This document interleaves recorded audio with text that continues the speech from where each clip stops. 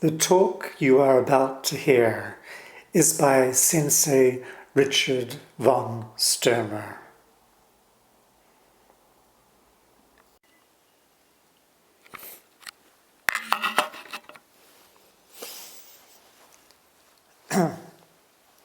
It's Sunday, the 27th of October, the second day of our urban retreat. And this teisha will be part 2 of Zen and character,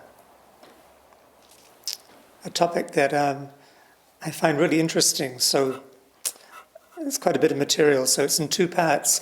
The first part, we looked at character, how character forms during our earliest years, and how character is intrinsic to our calling, the place that we find for ourselves in the world. And I read passages from James Hillman's The Soul's Code, In Search of Character and Calling. And James Hillman was a post-Jungian psychologist, and he's been described as one of the greatest minds of the modern era. And, there's nature and nurture, different ways that shape character. But he proposes an acorn theory, that from birth, each one of us is a unique acorn that will develop into its own unique oak tree. He writes, "Oaks bear acorns, but acorns are pregnant with oaks." And he gives a number of examples of famous people, how their character formed very early on and gave rise to their calling.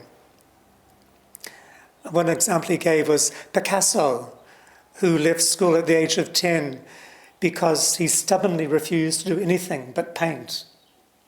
That was his calling. And a young Ella Fitzgerald, who just before she got on the stage at a talent contest, she was supposed to do a dance, but she suddenly switched and began to sing. And that was her calling, and she became one of the great voices of the 20th century. There's one more example quoted by Hillman.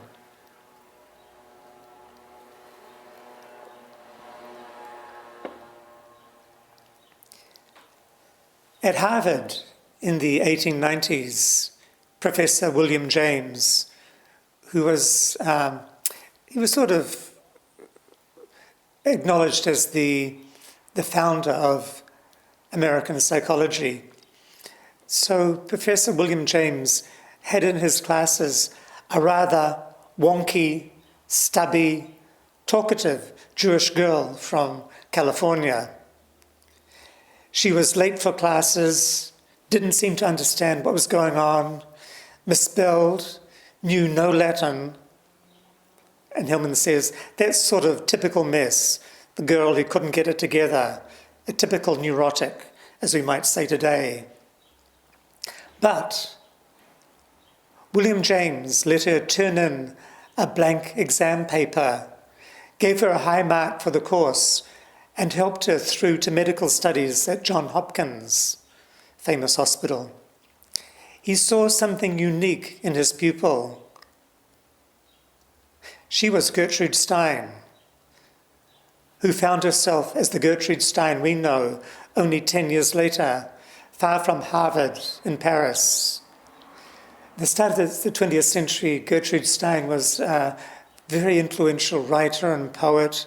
She was a friend of Picasso and Ernest Hemingway. She used to have soirees at her house with all these famous painters and writers would attend. So she was a real cultural force in the early stages of the 20th century. Maybe not so well known now. Okay, in respect to uniqueness, I was thinking back to my days at primary school and intermediate. I think probably quite a few of us, when we look back at those early days at school, will have the same sort of feeling that our fellow kids our classmates already appeared as very distinct characters, each possessing their own individuality, and some strikingly so. I remember kids at school who I hung out with, they were just such vivid characters, even at an early age. And this individual brightness, you can say, maybe dimmed a little bit when we reached high school and the weight of the world began to weigh on us, thinking about exams, passing exams, and maybe going to university or what sort of job we'd find for ourselves in the outside world. But in the early days of schooling, we were all so fresh and vivid. Here's one story from a new book of mine, Slender Volumes, that will be published next month, and it goes back to those days. At primary school, I had two protectors, Paul Mossop and Graham Downey. Due to my small size, I was an easy target for bullying, but they were always by my side. One day, a boy menaced me, and they pinned his arms behind his back and invited me to punch him. I declined and told them to let him go. Right there on the playground, we were either mapping out new directions for ourselves or recreating old patterns from long ago. This recreating patterns from long ago refers to our karma, our past lives, and we'll get onto that soon. But the first topic I want to look at, new perspective, is aging and character. So we'll go to the other end of the spectrum and look at old age, where our character's been tumbling about in the world for many years.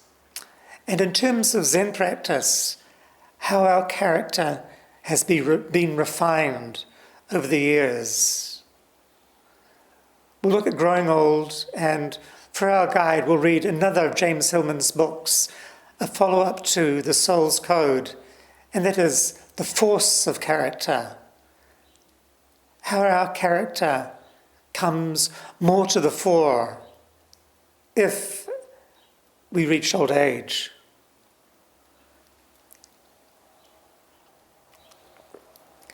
Hillman writes, "The last years confirm and fulfill character.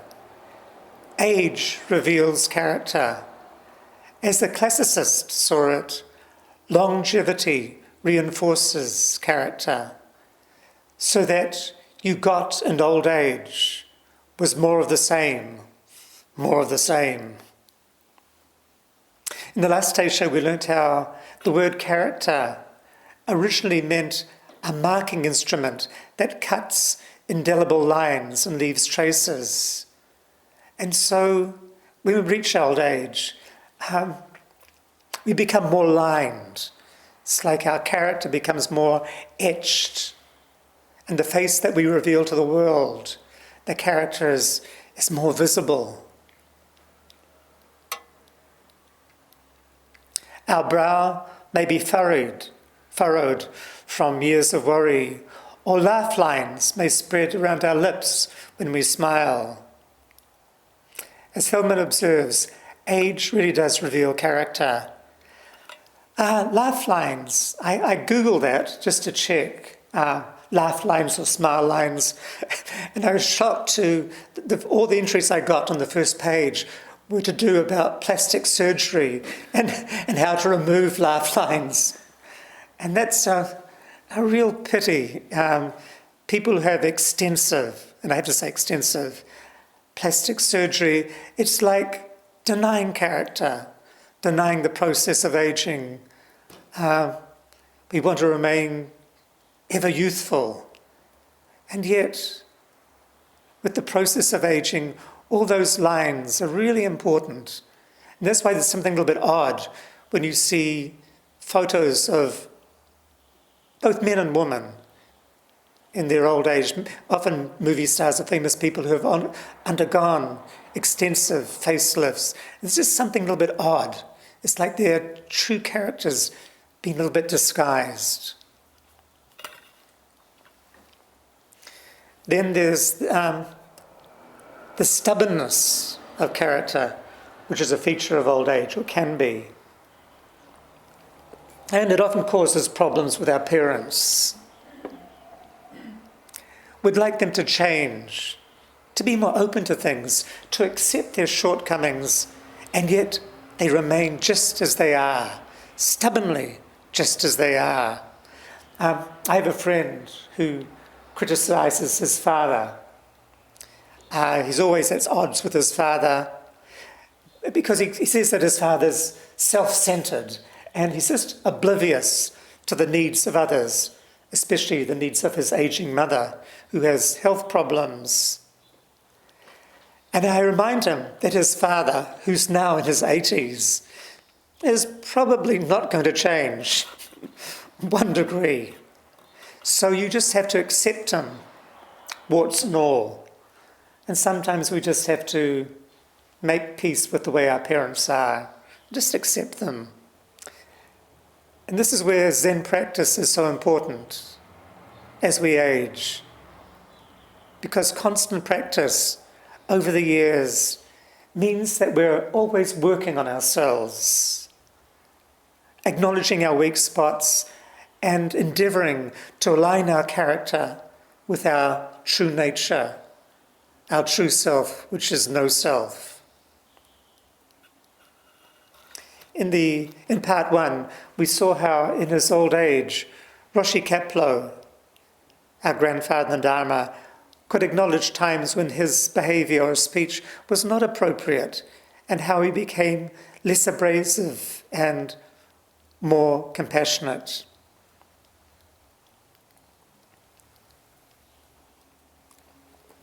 And then Hillman writes, and I think this is really insightful. He writes, "You expect less from your natural parents,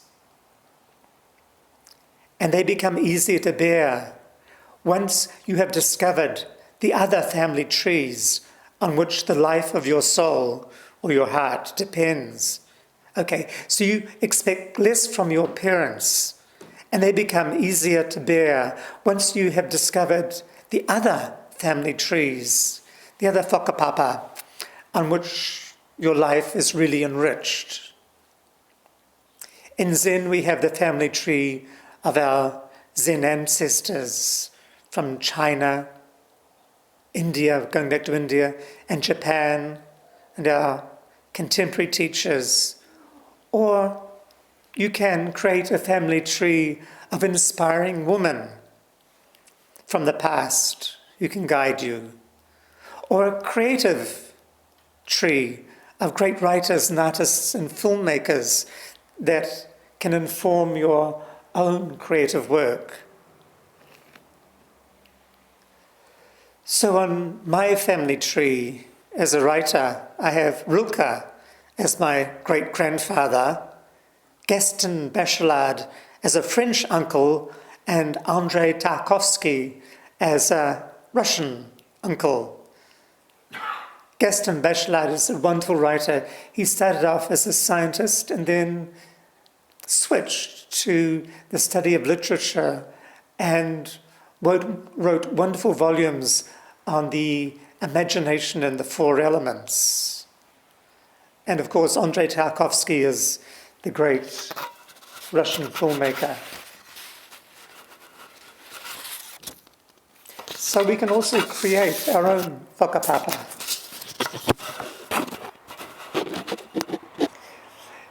Hillman again. As we age, something in us wants to return to distant halls and dusty mirrors. I think character wants to understand itself, increase its insight and intelligence. I think character wants to understand itself, increases insight and intelligence. So as we age, and we've got this in practice, what is it? Who am I? We can keep questioning, what is birth? What is death? To the very end, no matter what age we are. As Socrates said, the unexamined life is not worth living. And there are always times in our past when we have not acted as we should have, or have said something that we later regret. These are like small thorns in our sides. And the pains these thorns still cause many years later help to refine our character. We can think to ourselves, next time I will do better. I will not make that mistake again. And Hillman interviewed Santayana, a Spanish-American philosopher and writer, very famous in his old age. And one time, Santayana, who had returned from living in England and was used to English coinage, tipped a waiter with a piece of silver. And the waiter looked at him with contempt. Santayana became quite annoyed and dismissive of the man. Then he realized, I had mixed up the money. I had tipped him the equivalent of 2 pennies instead of what I thought. Then, in his old age, he added, do you know that this bothers me still? It bothers me still. That's just an example of a fine character. Just a mistake that was made long ago in the past, but it still grates, it still bothers us. Still, if you like, holds us to account. Here's a personal story. In the 1990s, on my way to the Zen Centre in Rochester, I would often break my journey in Los Angeles, staying the night at the Travelodge Motel in Inglewood. And Inglewood is a very depressed suburb near LAX, Los Angeles Airport. Unfortunately, it's now pulled down. Anyone who think you may go to Rochester and stop off at the Travelodge. It was a wonderful 60s motel with a swimming pool, a great free breakfast, not expensive, but it's gone.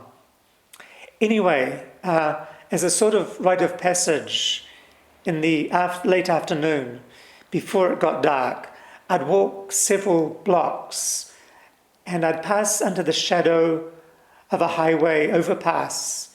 I'd walk underneath to get to Casa Gamino, a good Mexican restaurant. On one walk, it was 100 degrees Fahrenheit, 38 degrees Celsius on the ground. I passed by a homeless man in a vacant lot, lying inside a chocolate brown sleeping bag, his head resting on a battered suitcase. I couldn't make out his features. There was only a shock of white hair. I didn't stop, as the underpass was just ahead and I wanted to get through it. But later, back in my motel room, I regretted not bringing him a glass of water. And that still bothers me. He may have even been dead. I don't know. It was in full bright sunlight. I had a friend in Rochester who worked with homeless people in a shelter, and he said that more people die in the States, homeless people die in the States in the summer, a lot more than the winter. Because in the winter, there are soup kitchens and shelters available, but in the summer, they're just left to their own devices, and they often die of heat stroke.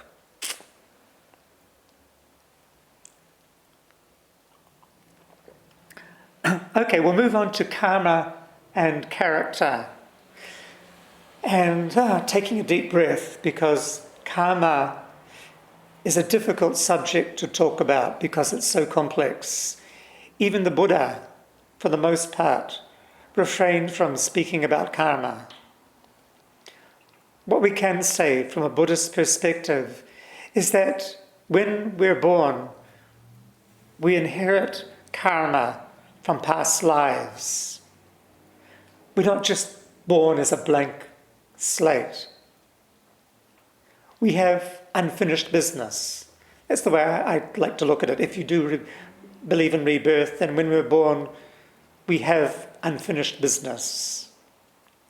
And our karmic inheritance, like our genetic inheritance, contributes to our character. This raises the question, what is reborn? In Buddhism, not a soul or an individual entity, but residual habit energies, habit patterns from our past lives. Vasubandhu, the 5th century Indian ancestor, said that our life is like a wave.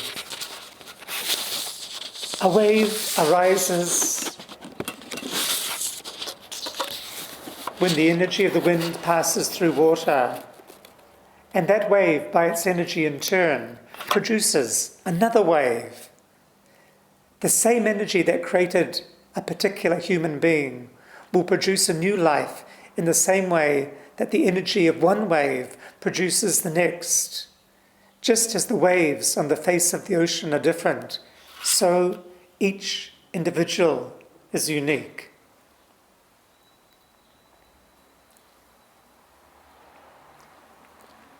Here's a modern analogy that I find really helpful.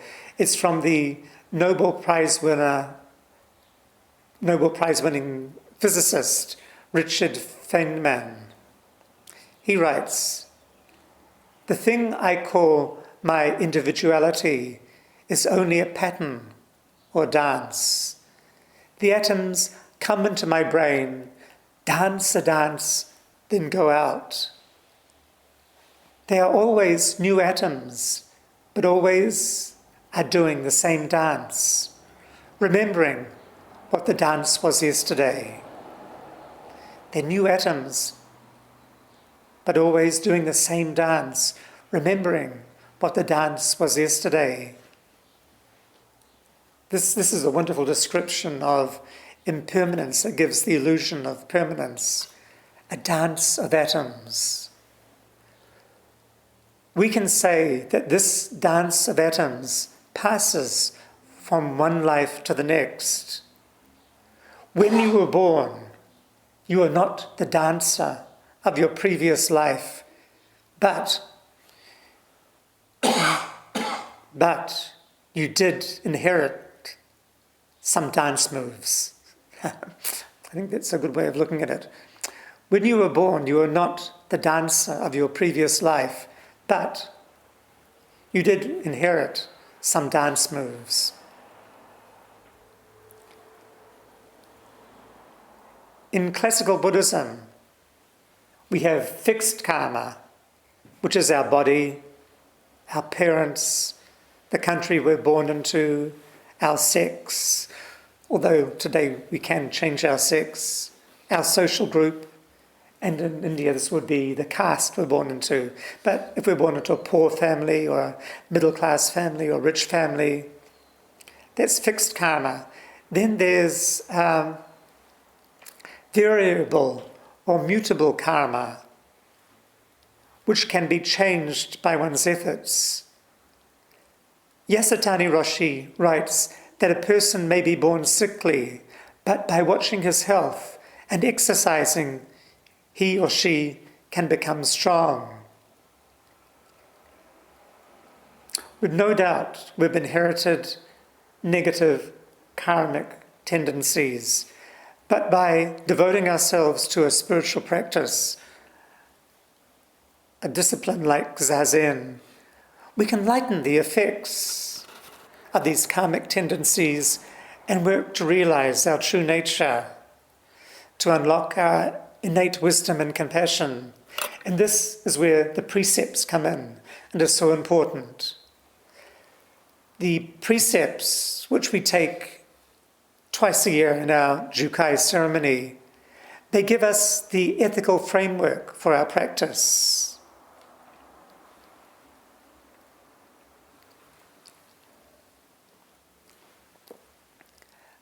Ajahn Sushito, a Theravadan practitioner, teacher, said, "Our actions bring conflict or harmony into the context within which we live. Understanding karma offers us the significant realization that our own well-being is not separate from how we act towards others. Our own well-being is not separate from how we act towards others." So we have we have not a duty, but in Zen practice, we really try as best we can to uphold the precepts. With mutable karma, there comes a choice. We can choose to uphold the precepts as best we can in our daily life, or we can indulge in the three poisons of greed, anger, and delusion. Yasutani Roshi has the analogy of a house with sila, which is ethical behavior, the precepts, representing the foundation of a building, dhyana, meditation, the structure, and prajna, wisdom, the furnishings. Of course, these are the three pillars of Zen, title of Roshi Kapleau's book: precepts, meditation, and wisdom. They all work together. And now we're going to look at a case study of a well-known Zen teacher who was a bad seed, or we could say, using Hillman's definition, he was a bad acorn. And that's Eido Tai Shimenon, the abbot of Daibusatsu Monastery in the Catskills, New York State. There have been a number of Zen and Tibetan teachers who have slept with their female students, but Eido Roshi, he really sets the gold standard for sexual abuse. His history of inappropriate behavior is public knowledge. I'm not, I hope, misspeaking when I bring up Eido Roshi as our case, because this is all out in the open now, although for many years he tried to disguise his behavior. So his inappropriate behavior is public knowledge, and there's even been a book published about this.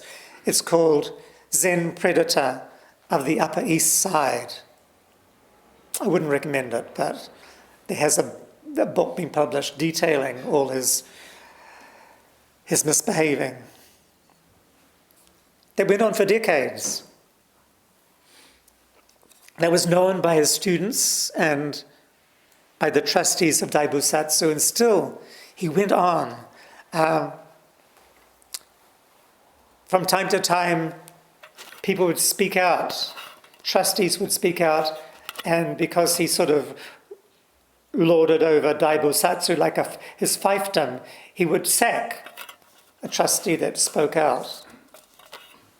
Anyway, in 2010, at a Sangha gathering at Daibusatsu, a woman stood up and gave details of her 2-year affair with Eido Roshi, and Eido Roshi was married. This was after decades of the covering up, and that was the last straw, and that same year he was forced to resign as abbot and teacher.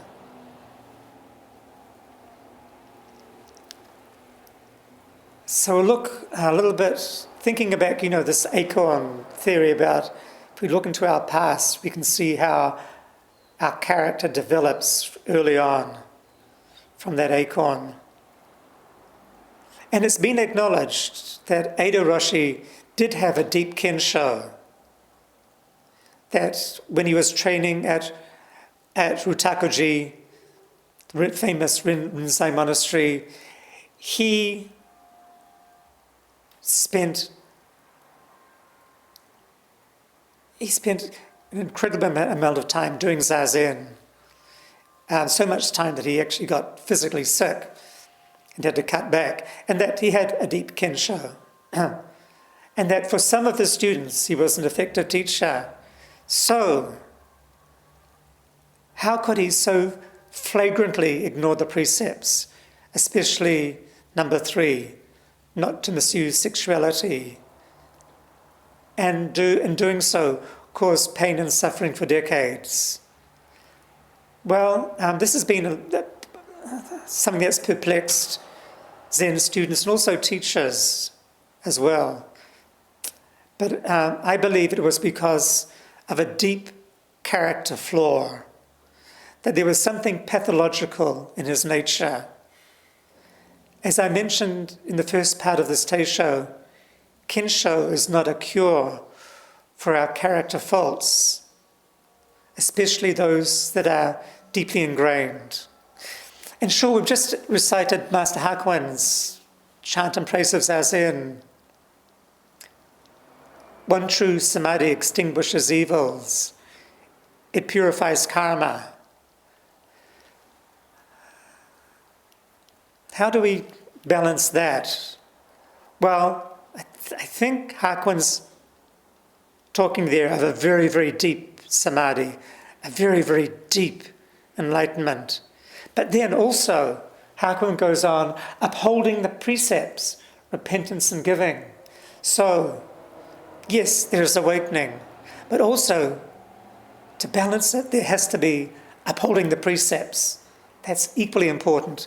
And it's obvious that Edo Roshi didn't uphold the precepts at all. So let's go back to his early days. In 1960, as a young monk, Tai-san, following the advice of his teacher, Soen Nakagawa Roshi, travelled to Hawaii to assist Anne and Robert Aiken, who had formed the first Zen center in the States, the Diamond Sangha.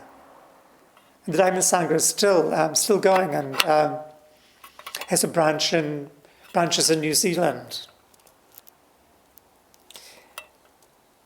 In 1964, 2 Diamond Sangha members, young women, were hospitalized, suffering mental breakdowns. Both had been preyed upon by Tai-san.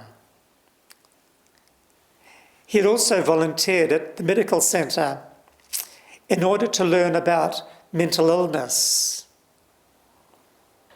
I should say that Tai-san spoke good English and had enrolled in university courses in Honolulu.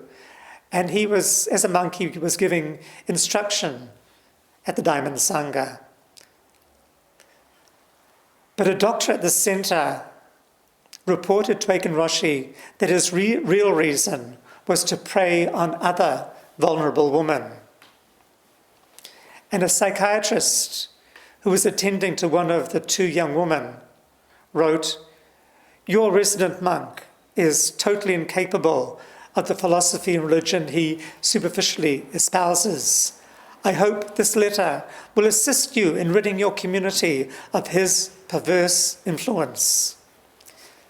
Now, this was early 60s, so the psychiatrist probably didn't have much knowledge of Zen, but by the very nature of his job, he would have been a good judge of character. So, very early on, Tai-san was displaying these traits. And of course, Robert Aiken was very disturbed when he heard about all this, and he travelled to Japan to meet with Soen Roshi and Yositani Roshi. They were his teachers, This is where it all gets so involved. They were his teachers. They were also the teachers of Roshi Kapleau, and they were the teachers of Taisan. So he informed them of what had happened. And he writes, both Soan and Yasutani could believe that Taisan had been philandering, but could not accept the idea that he was pathologically compulsive. They referred to Taisan as a rascal. Unfortunately, this was the Japanese view. So, well, yeah, he's a rascal. So, Robert Aiken returned to Hawaii and he demanded a meeting with Taisan. And Taisan was living with the Aikens at that time. And he writes, Taisan said he was angry and did not trust himself to control himself. He was angry because Robert Aiken had gone to Japan behind his back. He was angry because this stuff was coming up, which he denied. And he was a fairly stout and robust young monk. And Aiken Roshi has always been rather frail. So it's implied there that Taisan might have broken another precept and physically assaulted Robert Aiken. So the next day, Taisan left for the mainland. And Soan Roshi and Yasutani Roshi asked Robert Aiken to keep silent about the reasons for Taisan's departure, to go dark. Both were Aiken's teachers and advisors, and so he complied with their wishes. And later on, when Aiken Roshi was a teacher, he felt deep regret about his compliance, especially when Taisan established himself as a Zen teacher and continued in his pattern of abuse. In the 1990s, Aiken and a number of other Zen teachers, including our teacher, Boden Roshi, spoke out publicly and wrote a letter about this abuse and called for Eido Roshi to step down as a teacher. But he didn't until 2010.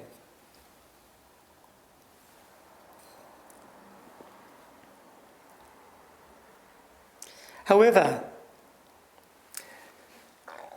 at the time of Taisan's departure in 1966, Robert Aiken, he was just the group leader of the Diamond Sangha. He wasn't a teacher, and he had little authority and virtually no status. And he had to bow to the wishes of his teacher. Lay people in those days didn't have any status. It was all monks and Zen priests had the status. So Taisan had all the status, being a monk. And people, of course, in the early days of the Diamond Sangha looked up to him because he was this monk, young monk from Japan who could instruct them. And of course, he abused that status. And so much of this teacher abuse is to do with status and power. And Aiken Roshi received a letter from Yasutani Roshi after Taisan's abuse had been transmitted to Yasutani Roshi via Soan Roshi. Soan Roshi spoke English, but Yasutani only spoke Japanese. And he wrote, "My job is to help Taisan in his Zazen and make him into a Zen teacher." And it was clear from his writing that he planned for Taisan to become his successor. And he also found him invaluable as his translator when he visited the States. So we can take issue from this great teacher, Yasutani Roshi. Sure, he may have seen that the precepts with the foundation of his practice.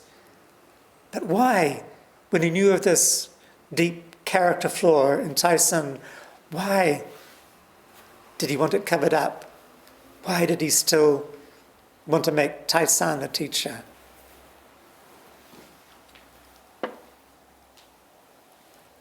In 1972, it was actually Soen Roshi.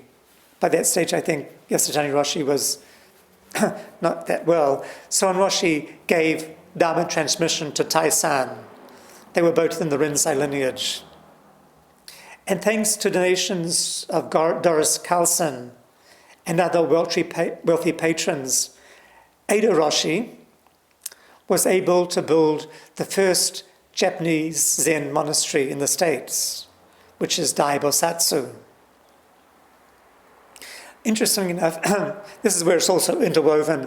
Doris Carlson provided the money for the Rochester Zen Center, and that really allowed the Zen Center to expand and build their property. But she fell out with Philip Kapleau. Doris Carlson wanted a more Japanese-styled center than Roshi Kapleau was building. So she switched, and so she gave her money, she gave her money to Edo Roshi to help build Dai Bosatsu. And in 1976, Dai Bosatsu had its official opening, and the honored guest was Soen Roshi, and he was to be installed as abbot, the first abbot, but he never showed up. He was the main guest, this great opening.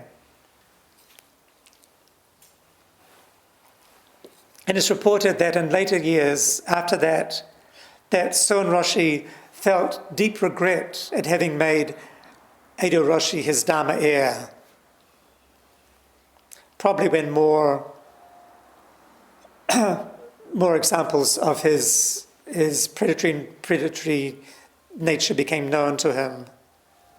And at Myoshinji, the home temple of Rinzai Zen, Edo Roshi is not listed on Soen Nakagawa's lineage chart. This means, the lineage chart means everything in Japan. To have your name on the lineage chart as a teacher. So Edo Roshi wasn't on the linear chart of Soen Nakagawa. And he died in Japan. Edo Roshi died in Japan in 2018.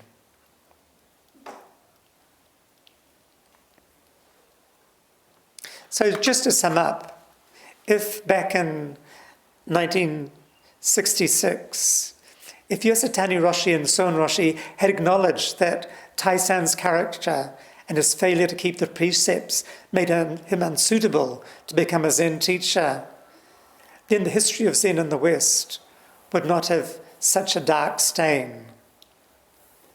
Character is as important as insight.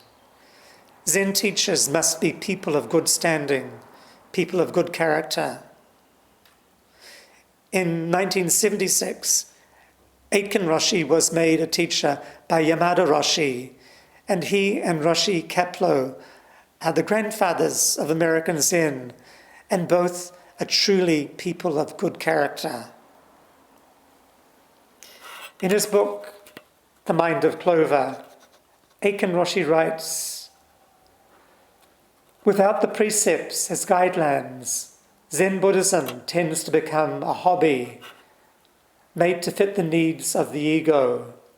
Selflessness, as taught in the Zen Center, conflicts with the indulgence that is encouraged by society. In my view, the true Zen Buddhist Center is not a mere sanctuary, but a source from which ethically motivated people move outward to engage in the larger community. In our practice of Zen, may our unique character align with our true nature and may we work for the benefit of all sentient beings. We'll end this teisho, this two-part teisho, with a poem by the Brazilian writer Paulo Coelho. Going back to the acorn and to finding our place in the world. It goes like this. Maybe the journey isn't about becoming anything. Maybe it's about unbecoming everything that isn't really you, so that you can be who you were meant to be in the first place. Read that again because it's such a fine poem. Maybe the journey isn't about becoming anything. Maybe it's about unbecoming everything that isn't really you, so that you can be who you were meant to be in the first place.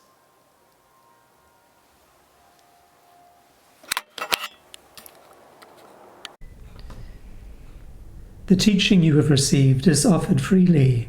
If you would like to make a donation to support the continuation of this podcast service or learn more about practice opportunities at the Auckland Zen Centre, please visit www.aucklandzen.org.nz.